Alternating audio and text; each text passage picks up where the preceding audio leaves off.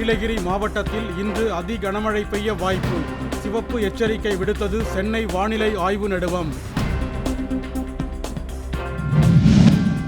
Salem தலைமா electronics நிறுவனத்தை திறந்து தொழிலாளர்களுக்கு மீண்டும் பணி வழங்குமாறு தமிழக அரசுக்கு அன்புமணி வலியுறுத்தல்.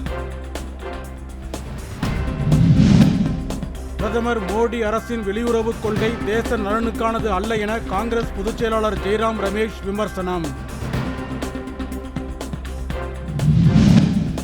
இந்தியா வந்துள்ள பிலிப்பைன்ஸ் அதிபர் மார்கோஸ் பிரதமர் மோடியுடன் சந்திப்பு. இருநாட்டு உறவு, வணிகம் குறித்து பேச்சுவார்த்தை. வைகை அணையின் நீர்மட்டம் 69 அடியை எட்டியுள்ளதால் 5 மாவட்ட ஆற்றங்கரையோர மக்களுக்கு 3ஆம் கட்ட வெள்ள ஆபத்து எச்சரிக்கை. திருப்புவனம் அஜித்குமார் கொலை வழக்கில் 5 காவலர்களை 2 நாள் காவலில் எடுத்து விசாரிக்க நடுவண் புலனாய்வுத்துறைக்கு மதுரை நீதிமன்றம் அனுமதி.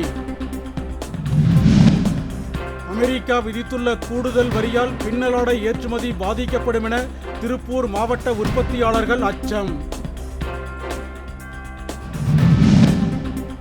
திருவாரூரில் அரசு நெல் கொள்முதல் நிலைய பணியாளர்கள் வேலை நிறுத்தம். அரசின் தரக்கட்டுப்பாடு குழுவின் நடவடிக்கைகளுக்கு எதிர்ப்பு.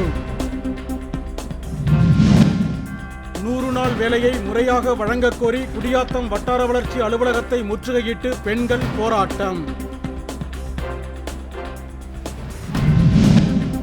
ஆம்பூர் அருகே தேனீக்கள் கடித்து 10க்கும் மேற்பட்டோர் மருத்துவமனையில் அனுமதி. இருவரது உடல்நிலை கவலைக்கிடம்.